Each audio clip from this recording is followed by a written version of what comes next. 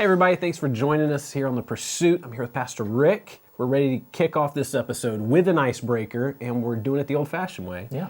We're Googling it. That's right. So the first question that popped up was, what old person things do you do? Yeah, and this is a really great one because I noticed this past week with the wintry weather. That's a hard one. Yeah. Is that I do this? There's something I'm doing. So my wife just bought maybe about a couple months ago a leather recliner for the living room, and it's Grandpa's chair. I'm already getting ready for it, and she put it right by the window in its stereotypical Grandpa place. My grandpa had a chair in front of the window. Oh yeah. Yeah.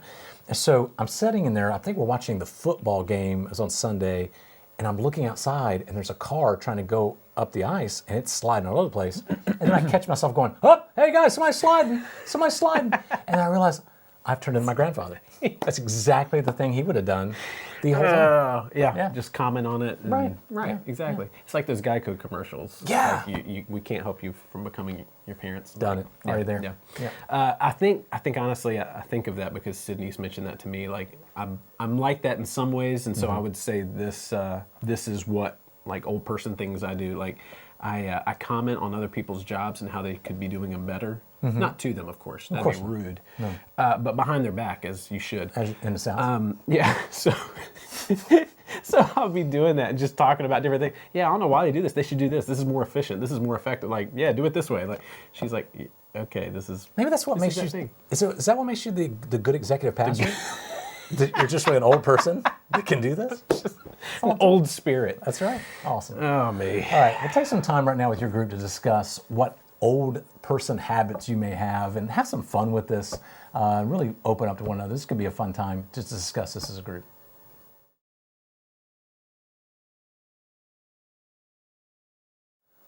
Well, this week, Pastor Kivett continued in his series on the Sermon on the Mount with the idea and the discussion on anger.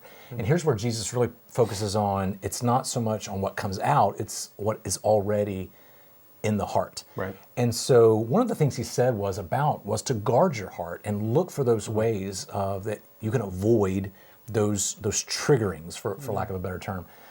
Because we live in a world where we're going to be upset. Things are going to upset us based on our sin nature and just the way the fallen world exists. Yeah. But what we want to do right now with our groups is to take a time right now to discuss what are some of those things that easily trigger you into anger. It could be a frustration. It could be lack of patience. It could be anything that really you see yourself, you feel the blood pressure rising. For me, my ears get red when I get angry. And that's how people can know, oh, wow, he's really angry.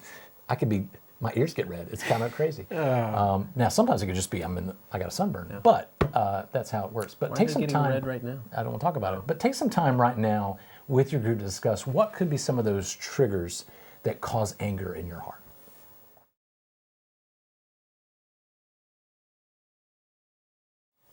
One of Pastor Kivett's other points in his sermon talking about anger is talking about getting right with your brother. And so how do you do this? And one of the questions we want to ask is simply kind of what tactics you've used, what methods you've used to be successful in this. There are many ways that you can kind of check yourself, create practices and rhythms in making sure you've not offended anyone. That, again, we keep those short accounts. As someone said, short accounts make for long relationships and long accounts make for short relationships. And so we want to just kind of share some of what we've found to be successful in your group on how to make sure you're in right standing with your brother.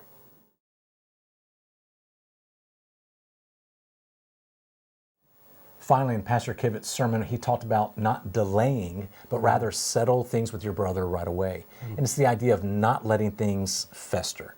And so what we'd like to ask our groups and have our groups discuss is, why is it so important to do whatever it takes to avoid letting things fester? Sometimes people would almost have like a fake kind of wisdom and say, well, maybe it's not the right time now. Yeah. What I find is, man, you should take some time to make sure you're saying things the right way, but if you just let it go, it leads to bitterness and things. So take some time right now with your group to discuss, why is it so important to get this settled right away rather than let things fester a little bit?